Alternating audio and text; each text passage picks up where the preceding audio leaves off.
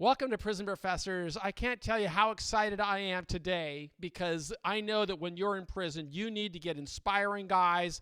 You need to learn from people who have built something out of nothing.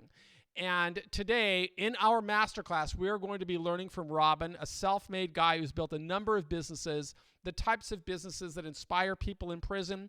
You know from our preliminary course that it's very difficult to find employment, but it's not difficult to create employment. And that's what we're going to learn about from Robin today. Robin, thanks so much for being a part of our community at Prison Professors. I'm really glad to have you here. Why don't you just start off by telling our group the types of businesses that you're running right now? Absolutely. So I run a nationwide real estate wholesaling company where we're just flipping contracts. I also run a standard real estate brokerage where we're buying and selling real estate, hiring realtors, training and coaching there. I also have a escrow company where we handle the transaction from A to Z. Then I also have a credit repair company, and we're giving financial literacy, helping people to transition from having bad credit to having good credit. And then I have a corporate service company where we're teaching people how to structure a business, start a business, make sure that they're properly incorporated so that they can make money and live life on their terms. What's super exciting about this is we're hearing from somebody who is a living, breathing example of somebody who doesn't believe in working for wages, who truly believes in creating multiple income streams, and it's somebody that doesn't talk about it, it's somebody who does it. Not only has Robin agreed to show up on this program and share his story, but he's also working to develop the lesson with me that we're going to distribute with everybody in prison. And in it, it will have his contact information so that when you get out of prison, if you want to get this kind of financial literacy directly from Robin, you will have the ability to reach out directly. Today, we're going to get an intro into his life, how he got there, and I want you, I will share with you what I would have learned from this message had I still been in prison when I was getting it. I want you to get this information as well. So, Robin, how does a guy do this? Do you come from a background of wealth and high education, or are you somebody who's just completely directed yourself into building this pathway to success? Oh, absolutely. Self-educated. It didn't come from wealth.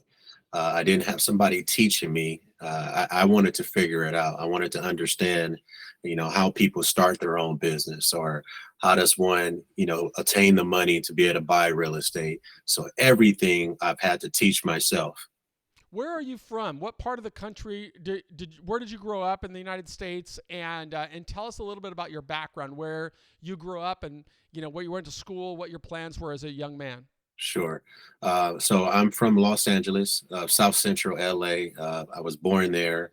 I transitioned out of there younger, after my folks had some issues or whatever, and I ended up in Lancaster, California, which is still LA County. And so I didn't have the fortunate, like I said earlier, the education, nor did my parents have everything. They were on a struggle bus per se, going through all type of issues. I've been in and out of the different type of little systems where I had to figure it out myself in order to get where I am now. There's a lot of people in our community, Robin, who came from similar backgrounds. They didn't have good role models as young men. They never learned about real estate, never learned about business, didn't have the tutelage to put them through school. So you're really an ideal role model for our audience, because I want them to see that even if they've had some challenges, they can overcome them. And if it's okay, I'm just going to ask you a little bit about that background. You said that you were in other kinds of systems. To the extent you're willing, could you share that backstory with our audience? Oh, absolutely. So, my mother, she was on drugs, and as long as I can remember, from like 4 years old and up. My dad, he was in and out of jail and prison for, decades.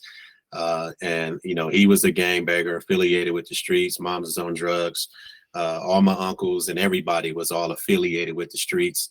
And so I was introduced to that, and then it led to me in and out of foster homes.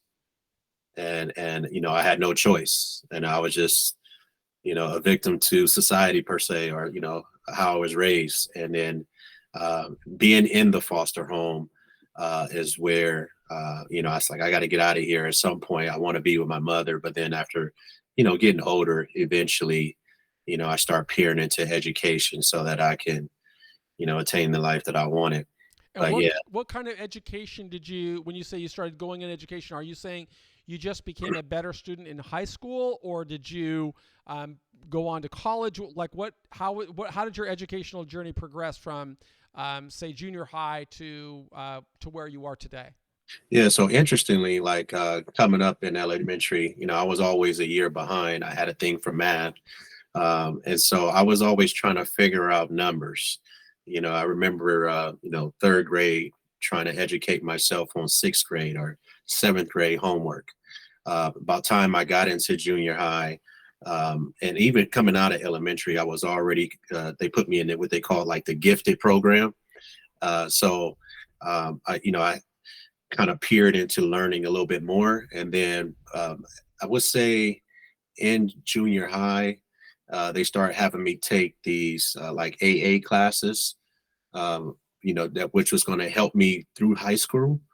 And then they had this IMP, which I don't remember what it was for, but it was just, They're like advanced placement classes. Then sounds yeah, like. yeah. So it was like some higher learning. And so I went into, like, once being in high school, I transitioned. I said, I need to understand the economy. So I started taking economics up on my own. I started, buying books that taught economics.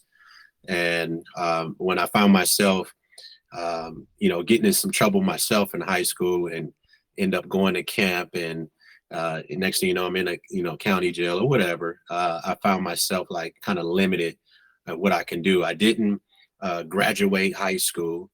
I didn't, even get the GED thing. And so when I got out of, let's say, camp, and I was 18 years old and already had a kid or so that I had to take care of, What is I had to camp? figure Is it that out. like a juvenile detention center type of thing? Yeah, juvenile detention center. So this is really exciting, and this is what it would have inspired me. Because as a guy who did 26 years in prison, I was always looking for people like you, people who had gone through some form of criminal justice system, Mhm. but they could demonstrate that was not going to stop them or block them from reaching their dreams. And so that's what it sounds like you figured out as a really young man, that even though you've gone through the detention center, you could become something more. Yeah, absolutely. When I got out of camp, I was 18 years old, and I was in there like my 11th grade year. And so when I got out, I couldn't go back on campus. I had to do the whole whatever they call that, independent study, or like the continuation stuff. And 18 years old, I already had a kid 2 weeks later once I got out. And I'm like, I have to figure this out. I can't be out here broke. My kids need money. And so I went straight into the workforce, and then that made me kind of drop out of school, and I just worked from there. And I didn't stop. what kind of work did you do, and how long did you work on jobs until new opportunities started to open for you?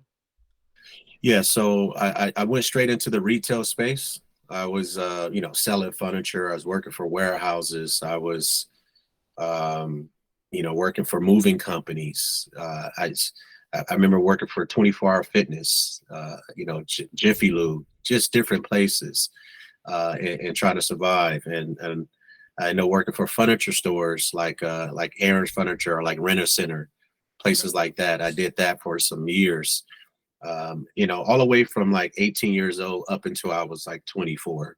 And so you were just earning a good living and trying to live within the wages that you earned, or were you falling yourself behind? Like what? Tell us about those challenges that you faced and how you overcame them.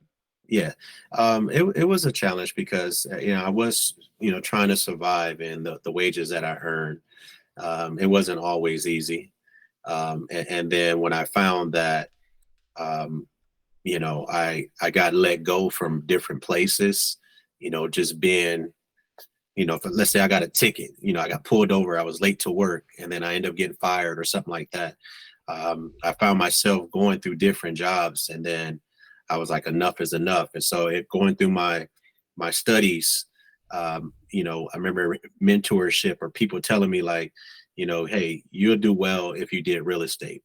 You'll do well in this business. You can make your own schedule. And after getting fired, I was like, I need to try it out. You know what I mean? There's something that's really interesting, I think, to people in prison is that you found mentors, Mhm. and that's a key component, I think, for success. Is that we've got to choose who we are going to try to emulate. As a young man, I made the wrong decision of following people like Tony Montana instead of people that were out there, learning about real estate. And that's what led to my really long prison sentence. Unfortunately, in prison, many people are still making that decision, forgetting about, looking at role models like Robin, and instead they're trying to control the TV set or trying to control something else in the prison. My recommendation to anybody is always look for leaders. And you seem to do that. You found somebody who made an impression upon you on the importance of real estate. Could you tell me why that whoever that person was that conveyed to you the importance of real estate, why did you admire that person? He was relatable. He was somebody that actually had a similar background. He had been incarcerated. I remember him telling me, he had been to YA, the Youth Authority System. He was affiliated with like the Bloods and the Crips, but he was a Mexican guy, Mm-hmm. and I started studying the Bible with him. And then he was like, you don't have to go back down that path. You can leave the streets alone. You don't have to do any of that. And he was like, God will provide. So, he said, look at what I'm doing. And when I looked at him having that experience, being affiliated with the streets, dealing with drugs and alcohol and all that good stuff, but he was actually a licensed real estate agent. He had his family, he had a nice house, he had the nice car, and he was working every day. He was dressed nice, and he was studying with me, and he was taking the time to, kind of refine me and show me that it's possible. And so I remember when he gave me this opportunity, I was still hustling on the side and trying to sell furniture, or I was moving furniture. And he told me that if I would just show up and take his mentorship, and he will, give me that opportunity. And so I remember moving some furniture to a client's house, and I told the guy like, "Hey, I do real estate, and I didn't have no license or anything like that." And what he stated to me was like, "Oh yeah, what do you work for?" And I'm like, "Well, I work for this guy, and this is the name of his brokerage." And then he was like, "Well, I want to sell 2 houses right now. What would you sell them for?" I'm like, "I'll get that information for you. I'll be right back." So I went and I called my guy. I was like, "Hey, I got this guy. I want to sell his house. He has 2 of them. What do I need to do?" And he's like, "Come by the office, get the paperwork." So he went to the office, gave me the paperwork. I didn't know any of it really. And he said, had a guy initial right here, sign right there. Went back to the guy signed. The houses sold in like probably like 30 days later, both houses. I think I made like 20 something grand. And I didn't even have a real estate license. So from there I was hooked. You know what I mean? I'm like, I ain't gotta do retail, I ain't gotta, sell furniture, I ain't gotta do oil changes, I ain't gotta do none of that. From here on out, I'm gonna sell houses, and I don't even have a license. So that's what it was. So what's really, I think, important for people in prison who may not be able to go out and sell houses right now, I want you to be thinking like Robin. Think down the line, because I know, or I'm going to ask Robin, but my belief is that while working in all of those little jobs, entry level jobs, he learned how to communicate with consumers. He learned how to build trust. He learned how to get people to know him, like him, and trust him in a short amount of time. And because of that, those skills translate into any other sector. The guy could have chose to sell houses with anybody, but he agreed to sign up with Robin. And that's pretty impressive. And I hope that people in our audience will learn from that and said, although they might not be able to sell houses now, they can certainly learn how to build trust and communication skills that will help them get people to like them. I mean, I would imagine that's a big part of your business is is developing relationships. Yeah, everything's about relationships and communication, and you got to know what you're talking about. So you want to do your research. So now you learn about this, and you said that you want to get more involved. How does your career go from there? I mean, that's a very big jump from taking entry level jobs who are probably pay $20,000 a year Yeah, to making $20,000 in a few hours. There's yeah, a big absolutely. difference. Why don't you walk us through how the career has evolved and how it is now that you've got multiple income streams with many businesses that you're running? Yeah, so after I got that bite, I wanted to learn a little bit more, like what are all the moving parts, and so when somebody's getting or somebody's selling a house, somebody either have to buy the property cash, or they have to turn around and acquire a loan. And then if they're going to acquire a loan, they got to have a loan officer, and then if there's going to be a loan officer, there has to be a title officer or escrow officer, and so I wanted to learn all those moving parts, and so. Um, I peered into it. I started researching and I started networking with people that was in that industry. And I just told them that, I was a student of the business, that I was actively helping people. And I will go sit down for 30 minutes or an hour and get the education from them to find out how their business work and how I can become what we called at the time a referral partner, So right? let's break that down a little bit. Mhm. So you just mentioned numerous components of getting involved in the real estate space, and somebody who may not have a pedigree of college education or a non-criminal background, they can still bring value by being a referral partner for other businesses. Yep. Could you tell us a description of each one of those sectors? So I think the first, let's say I want to go buy a home. You said one of the steps would be assuming I don't have cash to buy Mhm. the home. Let's say that I want to go and get a loan. Tell us about that process. How do I start that process? I want to go into real estate. I want to go start looking for a loan. What do I do?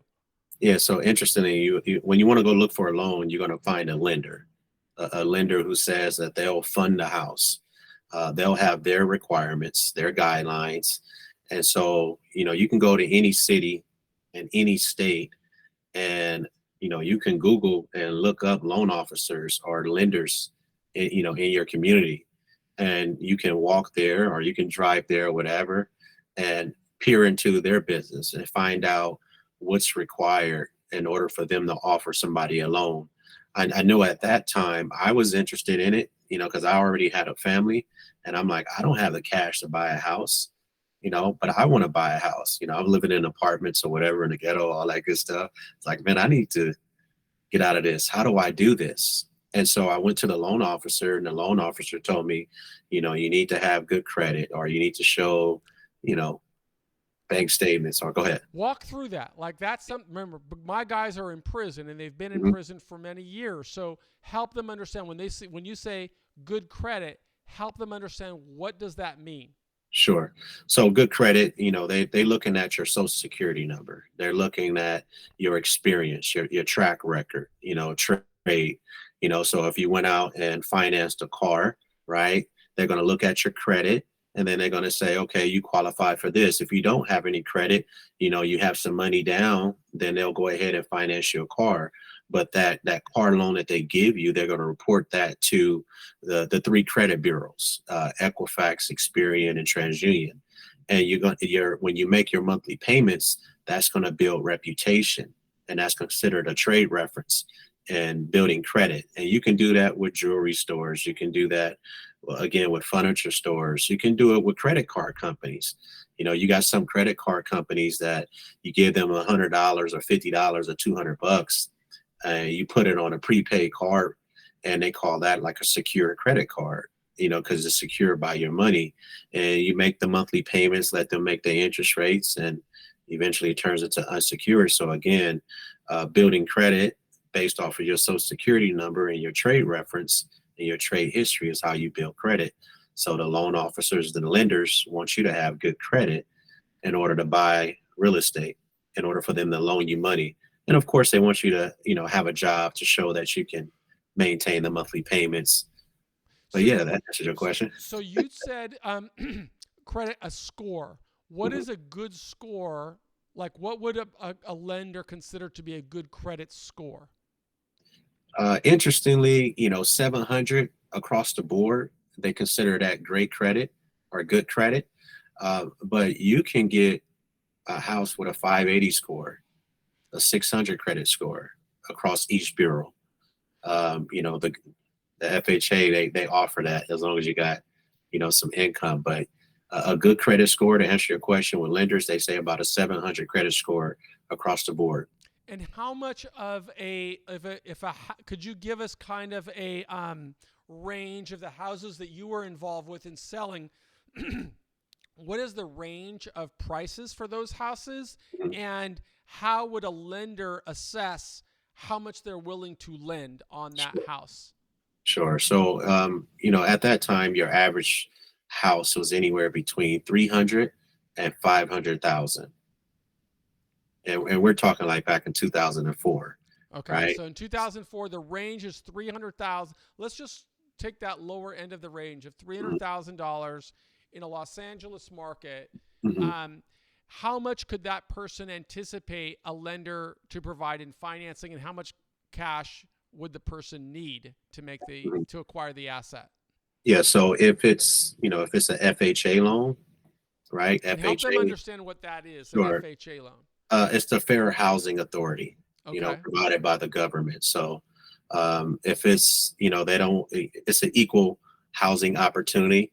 And so, if somebody's working 9 to 5, they get paid every 2 weeks, they got a 580 credit score, they can show they've been working on their job for a year, 2 years. They're making payments into the banks, or they're making deposits into a bank. Never had a house, but been renting either apartment or, paying utility bills or something along those lines. They want to give them an opportunity to have home ownership. And so they'll offer you 97% down support, the FHA. And all you have to do is come up with 3%. So, $300,000, you're only coming up with like 3% down. 10 grand or something like that. Yeah, versus 97%. Okay. And, just to give some perspective for people in our audience, if somebody bought a house in 2004, which is 20 Mhm. years ago, and they walked into that house with 3% down, 10 grand, they had a $290,000 mortgage on it. What, in today's market, it's 20 years later, what is that house worth today? Oh, probably 700,000. So so that's an important data point there for anybody that's interested in real estate. It's just giving them a basic understanding here is that if somebody buys a property and just use that same trajectory, 20 years, $300,000 down, they only put $10,000 down, maybe they put a tenant in there that paid for the rest of the mortgage for the whole 20 years. They paid for it.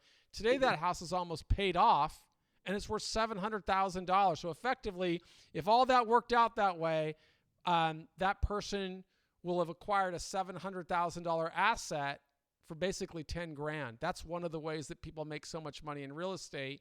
Maybe you could elaborate on that a little bit, Robin, to say what I got wrong on that assessment. Nothing you got wrong on that assessment. That's true. I know personally, I bought a house for 500,000 2 years ago. And it's an interesting story because I'm in escrow right now and I'm selling it for 1,165,000. And I bought it 2 years ago for 500. I recently refinanced it and pulled, 280,000 out, 2, 3 months ago. And I'm still going to make, another 100 and something thousand. So 400 and something K. And I only put 10% down on that house. So there's a lot to learn. That's what a Yeah. master. That's why we call this a master class. Is Mhm. we want to show the difference. I mean, there's nothing wrong with working and earning wages for the hours that you do. If you're working at Rent a Center or the fitness club like Robin started, or moving, there's nothing wrong with that. But if you can learn to use your mind and your communication skills, you can do what he just described, and you might be able to do that 10 times. You know, because there's nothing. I bet you wish you did buy 10 of those houses and make that kind of money, because that's really an insanely successful story. But it's not only borrowing the money. You'd mentioned as you were telling us, and before we'll talk about this before we get into all the businesses that you have built. Mhm. You'd mentioned that besides a lending officer, there was an escrow officer and a title officer, and some of these other supporting positions and roles that go into the real estate business. And if you could just help our audience get some level of fluency and understanding of what that means, I think that they would be grateful. So Sure. could you tell us about what is an escrow officer and what is a title officer? Yeah. So escrow officer is an actual holding company. They're like a legal bank per se that can hold the funds and to coordinate the transaction when somebody's interested in buying a house. And so there's going to be somebody, a person, that's going to be the coordinator. And so let's say I'm in escrow right now. The buyer wants to buy the house from me. What he does is he sends his down payment. In this case, I gave the guy opportunity. $2,500 down was all he needed to open escrow. So he takes $2,500. He sends it over to the bank account that the escrow company holds as his down payment towards his purchase. The lender verifies that he made that good faith deposit. He actually has an agreement or a contract with me to buy the house. And so the escrow holder is going to be the coordinator between the buyer, myself, and the lender. That's a summary. They're just the coordinator of the transaction. And they're protecting you. So you put $2,500 up, as you said, but that it's held in escrow until the transaction closes. So it's a third party trust situation. Is that right? Yeah. So if the buyer that's buying a house from me puts up 2,500, it doesn't go directly to me, right? It goes to the escrow company, who's the third party mediator, the trust company that can hold the $2,500 as a deposit. They don't have to give it to me. It just goes over there. And so that they're confident that their money is secured. If something goes sideways and the deal doesn't work, then they'll get their money back. Got it. And then there's a third, another role, the supportive role, and that's, you said, the title company. What Mhm. is, describe the title person? So the title company is, state regulated. That title person is making sure that there's a clean title, just like when you have a car title. It shows ownership and who's the owner of record. So they're pretty much a third party company that's going to go to the city county recorders and record that there was a transaction that took place between, the buyer and, let's say, myself, and that there's a change in ownership in the deed of that property. Or in the case of you selling like a car, same way the DMV does it, they're just a title coordinator, and they're going to record who's taking ownership, and they'll also make sure uh, that the property has insurance, just like the DMV requires that you have insurance on a car, and they're going to record it at the city county recorders. So important lessons there for anybody who's interested in going into real estate. We can learn that there are multiple people that are play supportive roles. We heard about a mortgage person. We heard about a title person. And we also heard earlier him talking about credit. So there might be a credit agency. And interestingly enough, those are all industries that Robin has become a master in and launched businesses around. And we're going to hear about that as we go. I just wanted to be able to talk a little bit about all three of those spaces that play supportive roles in real estate: mortgage brokers, title companies, escrow companies, and even real estate brokers and agents. And the other interesting thing that Robin had said is you don't necessarily need to have licenses Mhm. to make things happen. You can do it just because on your strength of charisma and ability to bring business. Could you help them understand a little bit more about that, Robin? Yeah, absolutely. Like I still don't have a license today, although I have real estate agents that work for me and they work with me. Having the escrow company, having escrow officers work for me. Never had a license. In fact, I couldn't get a license when I was 24 because of my past or because of my record that I had. So when I went and I passed the real estate state exam, they were like, you got to wait for 5 years before you can actually get a license, because that was the rule at the time. But I didn't have time to wait. You know what I mean? So I just looked into like that mentorship. He had already gave me an opportunity to be an assistant and to refer business to him. So I figure if that worked then, it can continue to work for me thereafter. So then I started negotiating my arrangements with anybody that I had doing business with me. I'm like, listen, if I bring you a client that has a house that's $300,000 and they want to sell it, I need to make sure that I get compensated. Doesn't matter if I'm licensed or not. And so I would just negotiate that arrangement and became a real solid referral partner, because I kind of grandfathered my way into the business. So what you're Making saying sure. is that if a licensed real estate agent is in business, Mhm. they are going to value you because you're growing that business. It's still going to get done. The transaction's still getting done with all the appropriate licenses and a professional signing and is responsible. But if that guy makes, or typically, what would a real estate agent make on a transaction? A percentage or a fixed fee? Yeah, percentage. 3% down was what we talked about for 300,000. 3% is normally what goes to the real estate brokerage, the people that was the reason why the property sold. So the realtor would have make, around $9,000 in commission and just for and selling then that and house. because but he wouldn't have made anything had you not invested the time to nurture that client and bring it to them, so that person is willing to pay you a fee in exchange for that, for your work. Yeah, absolutely. And the way I negotiated that with my first mentor is he was like, we'll do a 60-40 split, and I'm like, 60 to me, right? 40 to you? Mm-hmm. And then he was like, yeah, I'll take it. Mm-hmm. So, I just stayed that way for some time. I was 60-40, 60-40 with anybody that I was referring business to. I take 60 and they get 40%. Because there would have been nothing had you not brought them, and 40 cents on the dollar is a lot better than nothing, of no dollar. So good for you, and you were able to build a business on that. Could you tell us a little bit about the first business that you launched, how you went into it, how much capital it took for you to get started, and just teach us a little bit about being an entrepreneur? Sure. So, realizing that I was pretty much like a dot connector is what we call it in real estate early on.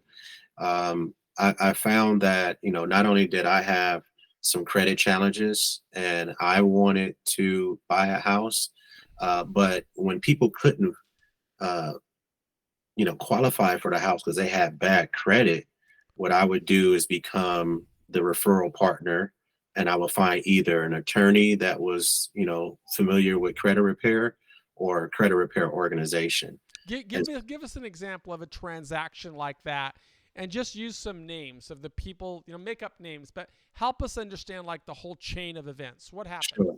So let's say Andrew, he's him and his girlfriend or his wife Samantha wants to buy a house, and they really don't know, all the ins and outs of what's required when it comes down to credit. But all Andrew knows and Samantha knows that they got a good paying job, that they're tired of paying rent where they are. They're paying $2,000 a month for an apartment complex or whatever apartment, and they're like, we want to buy a house. And for $2,000, they should be able to own a $300,000 house, paying a mortgage. And so what they do is they go to a mortgage officer and say, "Hi, I want to qualify to buy a house. How much am I going to have to put down? What are the requirements?" Jim, being the mortgage officer, he would say, you need to have, if not a 580 score, you need to have a 600 score, and you can't have a whole bunch of collections, or you can't have any charge offs, or you can't have like, hospital bills that you didn't pay, or, late payments on your car loan, or a Edison bill that left with balance or something like that. And so when that loan officer runs his credit to see what his credit report looks like, in the event that he sees that Andrew or Samantha, has a one late payment on a car loan, or They failed to turn in the cable bill, the cable box, what I'm saying, and they owe $200-300 for that, or they just have a collection, a gas bill that was never paid. That stuff will decrease your score because you have those negative remarks on your credit. And so yeah, he may have a good job. He can handle the monthly payments. Theoretically, he'll qualify, but his credit score is not good enough or his credit report is because he has that bad reputation. So in that sense, he either needs to go pay off all that debt and it's going to show that he paid it off, or he needs to find a company that can either negotiate like settlement of that, or in return, get rid of the bad reputation from the credit report. So, really important lessons there for people who want to get into real estate. And that is when you get out of prison and you're kind of starting your life, pay really close attention to any obligations. If you agree to borrow money, whether it's on a credit card or a payment plan, make sure that you are responsible and paying those bills on time. And that way you can avoid some of the complications that he just described that could really limit your ability to seize opportunities like Robin is doing now. But of course, he has a business that will help you in credit repair, and we'll get into that in just a moment. But it's very important for people to realize the importance of being responsible. If you don't act responsibly and pay your bills on time, they show up on this report that you can't, that stays with you for a long time, and it can limit your ability to seize opportunities like Robin described earlier of buying houses for $500,000 that you later sell for $1 million plus. So you want to put yourself in the position for success. That's why you want to learn from a master. So how did you get started? I imagine that you started being that connector to the person who was going to the mortgage company and finding the house, but eventually you started building your own businesses. Mm-hmm. Could you you'd mentioned earlier that you have licensed real estate people who are working for you. Could Mm-hmm. you tell us about the first business you built and how much capital it required to get it started and how it operates? Yeah. So the credit repair business was like somewhat of the first business that I built. And it started as a referral business. Um, but it ended up lingering over to me starting a real estate investment business. And that's where I started, like wholesaling real estate. What does Uh, that mean to wholesale real estate? yeah. So to wholesale real estate is pretty much what I was doing early on. I was being the dot connector. So I kind of accidentally, you know, got into the industry being a wholesaler. So what happens is you find somebody who wants to sell their house, right? And you agree to buy it at a certain price, and you put an agreement together on a contract, and then you turn around and go find a buyer to buy the contract from you. May I ask why I would want to do that? Why would I want to sign a contract with you Mhm, rather than list it with a licensed real estate agent that might just try and get me the best price out in the open market? mhm. In most cases, like a lot of wholesalers, they deal with a lot of investors or cash buyers, just because of their history or their reputation. What they do is they go out and they, negotiate with sellers a discounted price, based off of the market or the condition of the house, and they offer cash fast, right? And so, but in order to give them that cash fast, they're going to get it at a discounted rate, and they don't have to wait to go through an escrow period or somebody have to qualify for a loan. It's just a fast deal. How much is that discount typically? Normally, depending on what you negotiate, you Could you know. give us an example So, of the type of transaction that works for you? Just like tell us one that worked well for you. okay, so I'll tell you one that I recently did.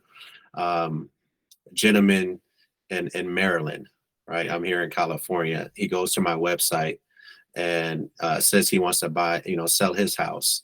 My son and I, we look at it and we see that the property can sell for 1,000,003, 1,300,000, just a little bit over that. That's what you're saying, that Zillow or Redfin or one of the firms is saying the comp in that area is 1.3 million. Yeah, 1.3 million. Okay. Right.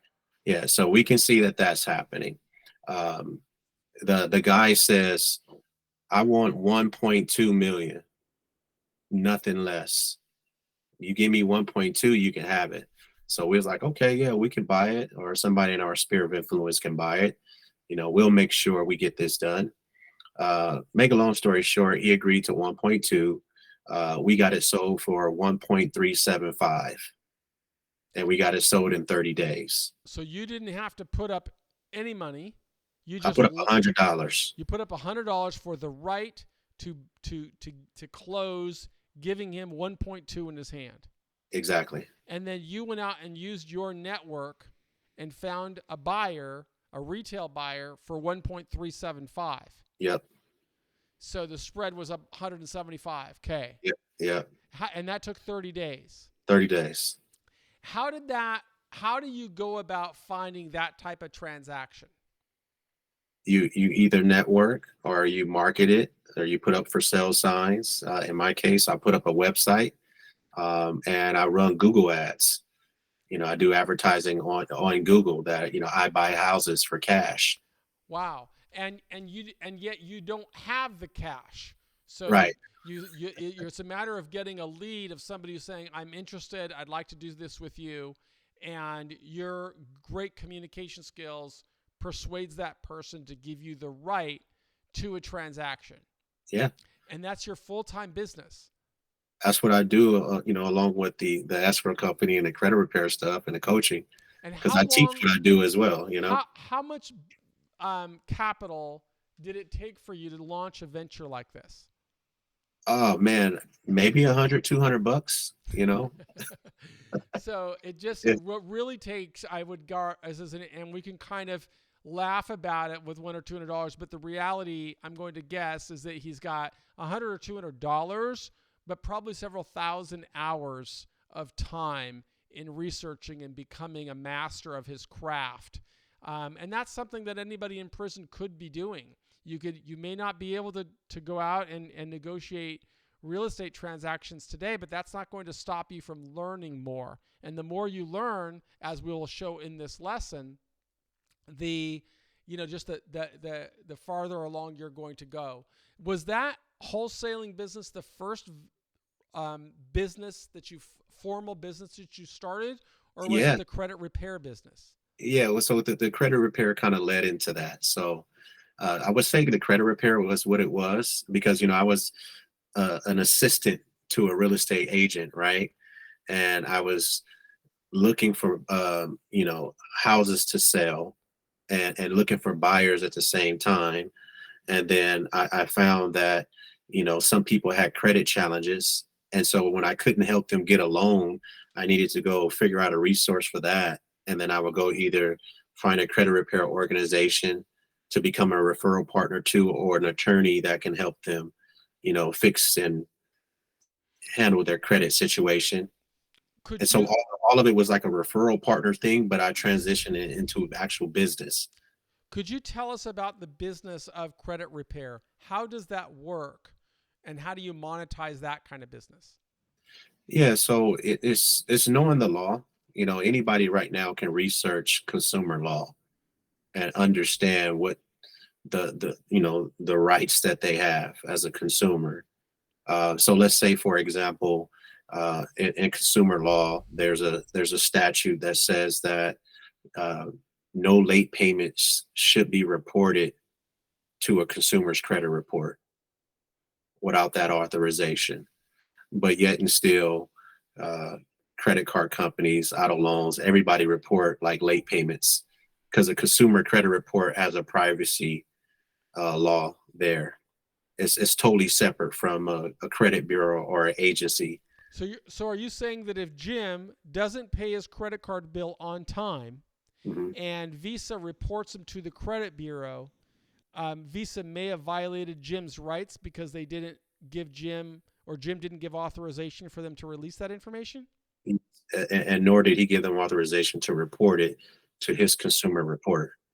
And so, what does Jim have to do to resolve this problem? So again, it's consumer law. It's a FCRA, the Fair Credit Reporting Act. It's a federal law that you can research, and then you can read and find that the language is there.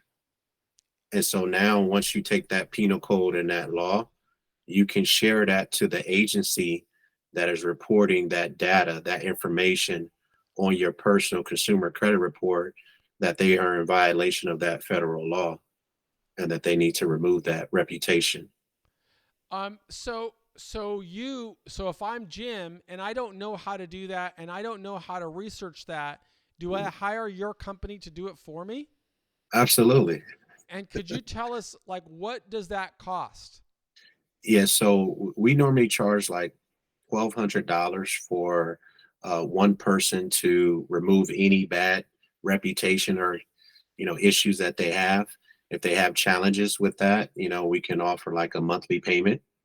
And then if it's a couple, like a husband and a wife, we'll charge $17.99 to remove And any bad reputation. so if I wanted to hire you to help me with that, would I pay you that even before you fix the credit or after you fix the credit? Yeah, so it can be arranged, either before or after. You feel It's very confident though that your company's got the ability to change that, to influence that credit, so we're seeing an improvement. Yeah. So normally, some people may be a little skeptical or they like questioning it, the reality of it happening. And so it's like, all right, fine. We'll start with just a monthly payment, for our time and effort to show you what we can do. And so, within 30 to 60 days, you see results. And then people are like, okay, I'm comfortable with continue to pay more Hmm. because they see that they know what's on their credit, what bad reputation they have that they need to get removed. And so we'll do, a number of items and get those things removed and leave a couple on there. But like, okay, are you ready to move forward? And how long does it typically take for somebody to work toward improving his or her credit? Every credit profile is different, but on an average 30 to 90 days to start seeing some results. Just depends on how much needs to be addressed. What if a person doesn't have any credit because he just got out of prison? What could he do to start building credit as soon as he comes home? He doesn't have bad credit, he just has no credit Right. because he's So been in you prison a long time. yeah, you like earlier when we started the conversation, you can start with a secure credit card, $50 or $100 down on a secure credit card. Start, making a payment towards, like, if you use it, it's going to report that you used it at the credit bureau side. And you can just show on time payments and that'll help you start building it. And then there's other companies out there that they'll help you start building credit. Even like ordering a pair of tennis shoes. You can order a pair of tennis shoes and put that on credit today. There's a company out there called Affirm. Right, you can order $100, $200 pair of tennis shoes and pay $25 a month until you pay it off, and they'll report to the credit bureaus. But now you're starting to build a trade reference, or you can go to furniture stores that you want to rent some furniture or lease some furniture, lease option to buy, or go out and finance a car. Some people say no bad credit, but your job is your credit, and then you go finance a car, and then that's going to help you to start building credit. So we're learning from a master of somebody who's built businesses despite having come out of the criminal justice system as a young man. He didn't let that stop him. Could you tell us a little bit about your process of generating business? Like, how do people find you? You'd mentioned a website, but maybe you could just help our audience understand, how does somebody become an entrepreneur and start earning a living? Yeah, I think the best thing to do is, again, educate yourself in the niche that you're interested in, and just peer into it and go seek that mentorship or people that's doing it. Become a referral partner, learn a craft and start networking, and don't just start with just one person. It's the more people you have access to, the better results you'll have. So I didn't just have one loan officer or one escrow officer or one realtor that I dealt with. I would network with many of them so that I wouldn't limit my reach. And as I start building up that network, I started becoming a referral partner to them. Interestingly, when being in the credit industry, they start referring business to me, because we start building a relationship and trusting. And then of course you can start online business. You can, get a website built for you or build a website. It's pretty easy these days, and start advertising, your niche and what it is that you do, that you're offering it. Some people will go into do pro bono work, what I mean? And like pay me later, show me that you're good at what, you do, so You've also expanded into another branch, which is teaching people just like you're doing right now. You're volunteering here to teach people in prison, but I know you have a profession that is coaching, that people can hire you, and maybe some of the people in prison that are getting out would like to pursue that path. Could you tell them what they could expect, what they would have to invest, and how they might get in touch with you? sure. So I have a website, robinsyourway.com that anybody can pull up. Um, Robinsyourway.com. Is that right? yeah, robinsyourway.com. We'll make sure that that's in the course, of course, but I just like to bring it up so that people know. Robinsyourway.com. And what do they find at robinsyourway.com?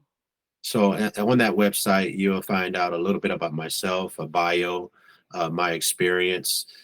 You'll have the contact us tab where you could reach out to us, via phone or via email, send us a message. You'll also see the different businesses that I have, like the real estate business. You'll also see the escrow business. You'll see the credit repair business in there.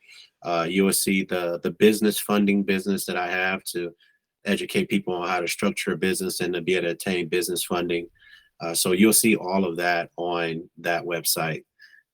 And how do people hire you? What is the service or the options that you might give to somebody who wants to hire you to be their coach or their mentor in launching their own business? Sure. So depending on somebody's financial situation, normally I would charge like 7,500 bucks for me to coach them for a year, and it's $7,500. And so if they don't have a business, I'm gonna give them a business. I'm gonna help them start their business. We're gonna go to the secretary of the state of their choice, incorporate a business that they're interested in, and then I'm gonna show them exactly how to operate that business, how to go out and generate leads. Whether it's through a referral network program or if it's generating leads online. I'm gonna also show them how to make sure they have the proper structure, opening up their business bank account. I'm also going to educate them on the credit if they need any adjustments that they need to make there. And then I'm also going to show them how to start building a business credit to kind of separate themselves from their personal credit to where their business can stand on its own.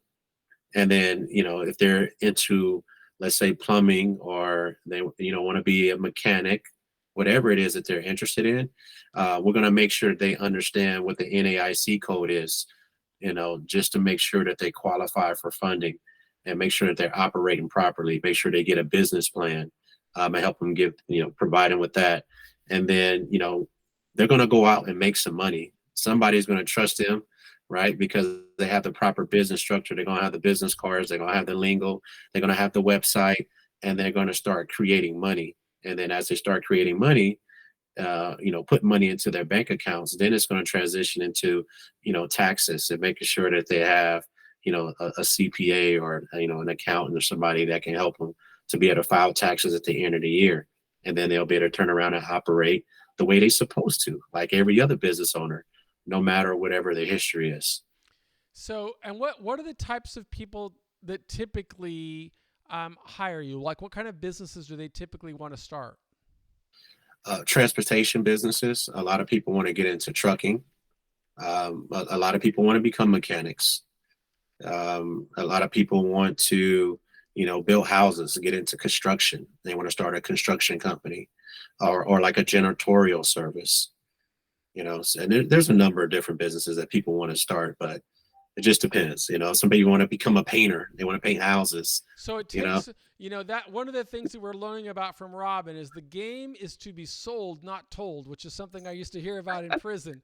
all And the so, time. you're really what you're doing in hiring him for $7,500 is you're getting a master. You're getting somebody who's already done all of the work, who's demonstrated that he could buy houses for $500,000 and sell them for $1,000,001. If somebody could teach you how to do that, wouldn't that be worth $7,500? It's somebody who knows how to put things together.